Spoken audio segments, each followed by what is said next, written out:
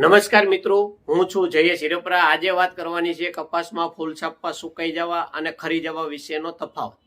તો કે ફૂલ છાપવા જે આપણે જે છે એ પીળું ફૂલ હોય અને ડાળી ઉપર સુકાઈ જાય છે અને ખેંચી ત્યારે ખેંચાય છે। તો એમાં જે જમીનની અંદર ફ્યુઝેરિયમ ઓક્ઝિસ્પોરિયમ નામની જે ફૂગ છે એને હિસાબે આ થાય છે।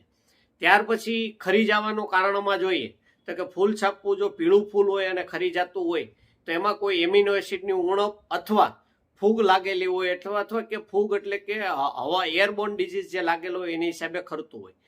ગુલાબી ફૂલ થયા પછી જો ખરતું હોય અથવા એમાં ઝીંડું નાનું હોય સુકાઈ જતું હોય તો બોરોનની ઉણપના હિસાબે। તો આનું યોગ્ય નિદાન કરી અને જે માઇક્રોન્યુટ્રન્ટમાં બોરોન આપવું અથવા ફૂગનાશક આપવું એ વિશે આપણે વ્યવસ્થિત છંટકાવ કરવો જોઈએ। બોરોન આપણે છે એ ડ્રીપમાં પણ આપી શકીએ છીએ અને છંટકાવમાં પણ આપી શકીએ છીએ। ફૂગનાશક છે એ પણ ડ્રીપમાં આપી શકીએ છીએ અને છંટકાવમાં આપી શકીએ છીએ।